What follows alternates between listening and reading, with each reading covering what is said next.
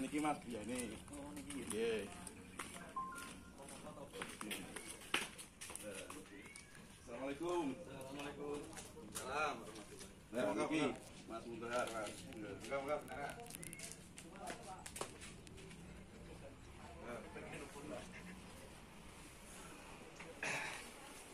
Assalamualaikum warahmatullahi wabarakatuh. Salam persaudaraan. Masih kembali lagi di channel Mas Monyeng 22. Niki di kediaman Mas Muntohar. Nggih. Assalamualaikum. Waalaikumsalam warahmatullahi wabarakatuh. Di Kecamatan Parengan ini pertama kali ada latihan itu gimana Mas? Mohon perjalanannya sampean itu monggo diceritakan ya sejarahnya. Iya, baik. Terima kasih. Assalamualaikum warahmatullahi wabarakatuh. Terima kasih warahmatullahi wabarakatuh. Salam persaudaraan untuk sedulur-sedulur SHTRAT seluruh tanah air. Iya. Ini untuk alur cerita kenapa dan kapan berdirinya SHTRAT di Kecamatan Parengan ini. Jadi sejarahnya di tahun 1986 itu pertama kali berdirinya dan dilatih oleh Mas Marsidi. Itu berasal dari Ngawi, beliau tepatnya di Kota Paron. Beliau itu bekerja sebagai petugas penyuluh pertanian lapangan di Kabupaten Tuban. Terakhirnya beliau kos di Desa Suciharjo.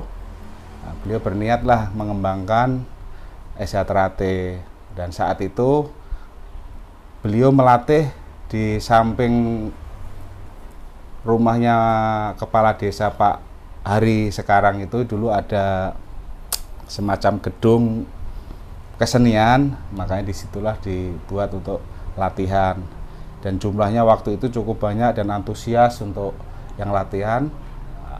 Dan sejarahnya saat latihan itu tidak seperti sekarang langsung pakai seragam, pakai sakral, enggak, karena waktu itu ya kondisi situasi masyarakat juga mungkin masih minim untuk menarik supaya masyarakat berminat.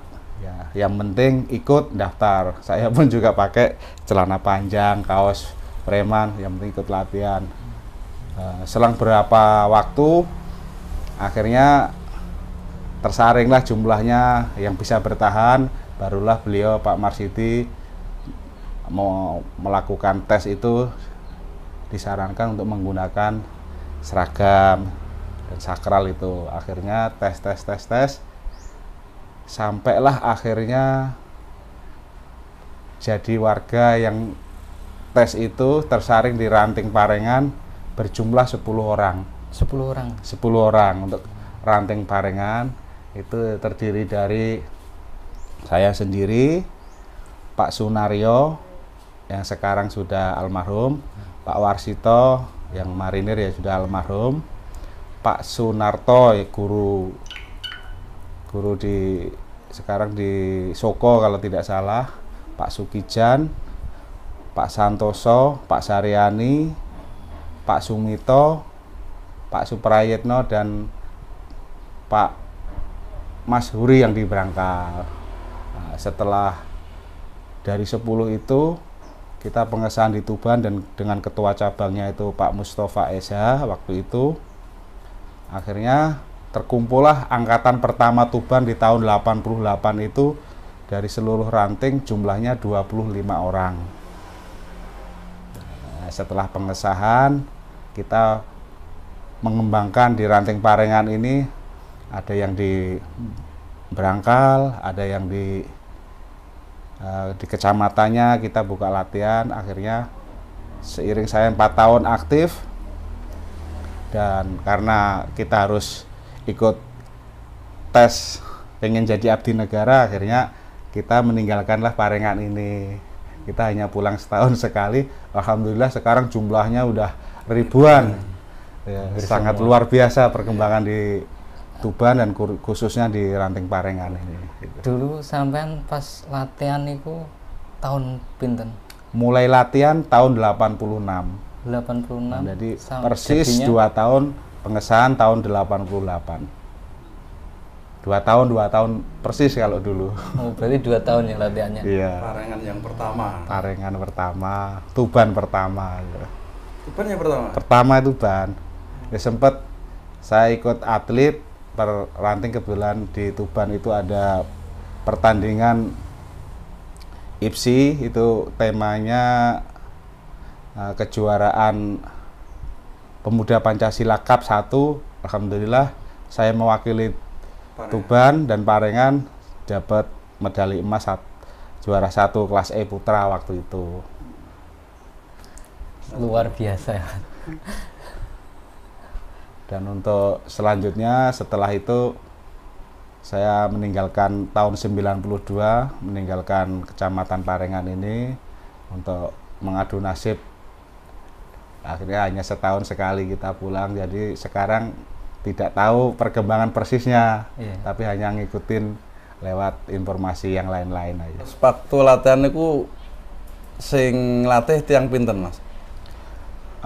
Waktu latihan tetap Mas Marhaisidi sendiri, ada mitra, sebenarnya bukan warga Estraterate tapi mereka simpatisan Estraterate untuk ya.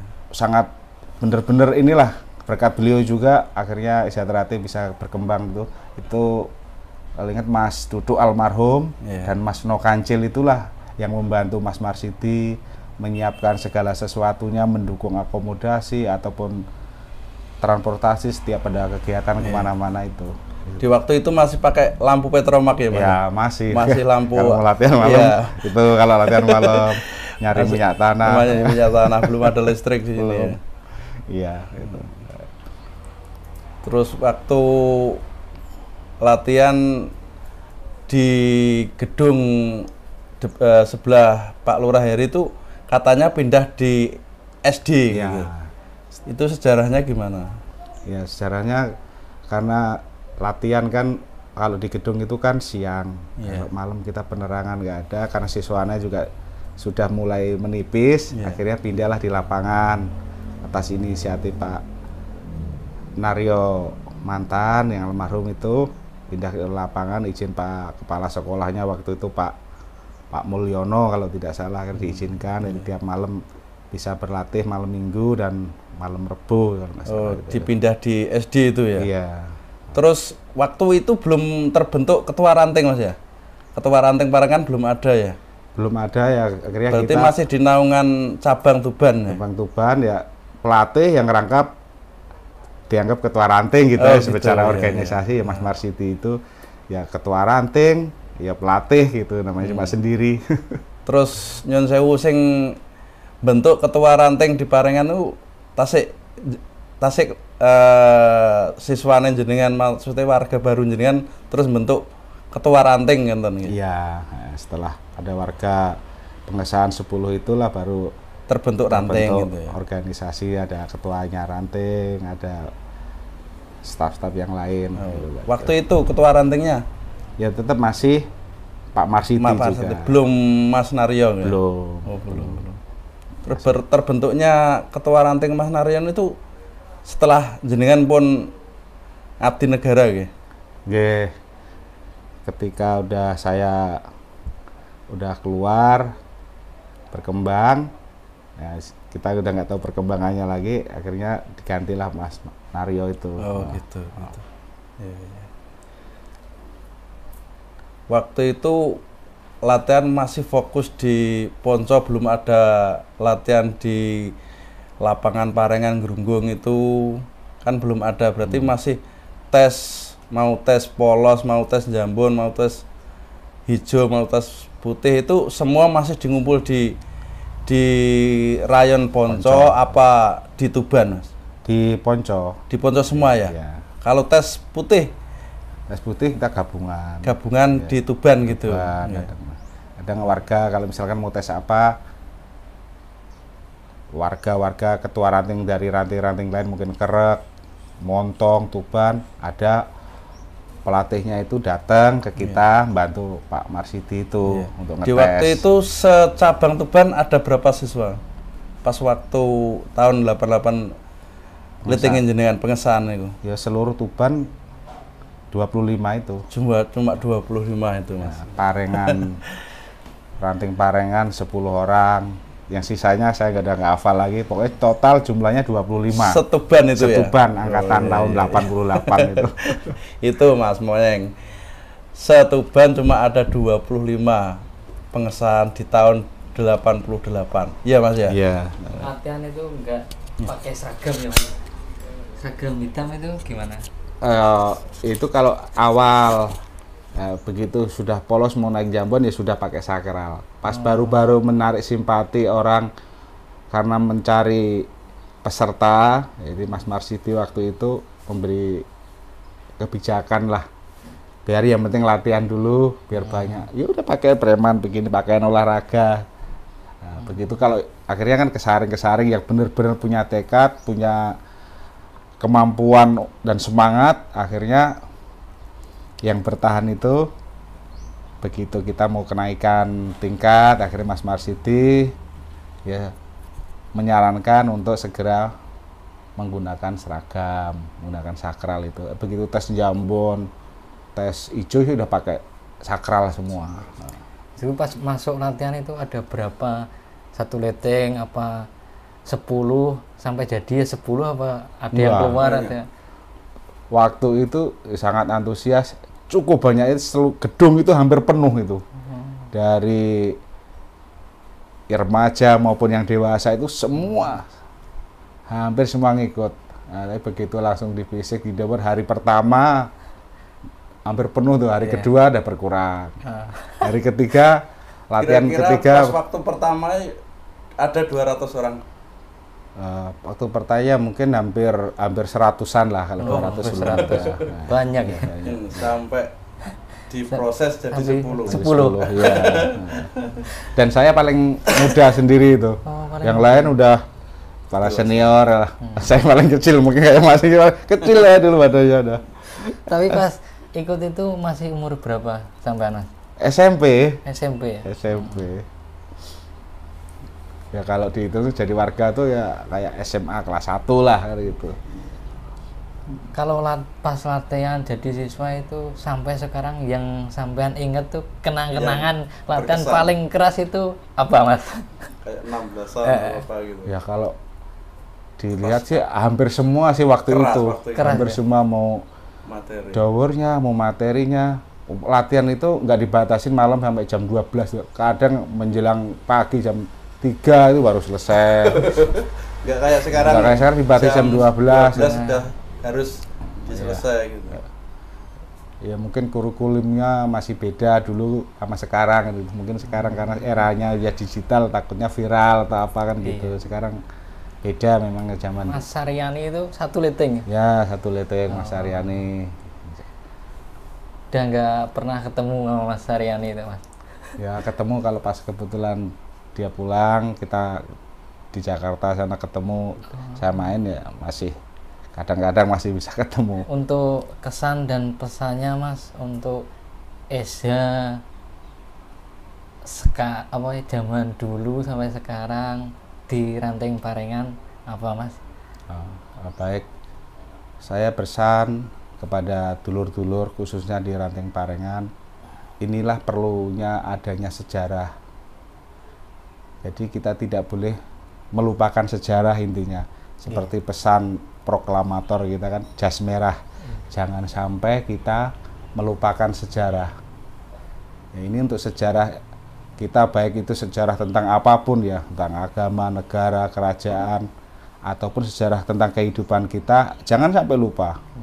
Nah ini untuk sejarah tentang Eza Trate, tidak mungkin adanya suatu peristiwa dan kejadian, pasti ada suatu yang mengawali. Nah, jadi awalnya seperti apa kita jangan sampai lupa. Nah, makanya terima kasih kepada Mas Monyeng.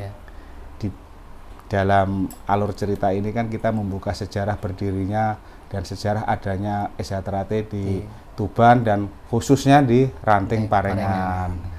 Jadi biar adik-adik dan sedulur-sedulur di Parengan dan Tuban khususnya, kita minta sebagai senior janganlah melupakan sejarah dan jaga adab sebagai warga SDT yang baik dan menjaga nama baik organisasi.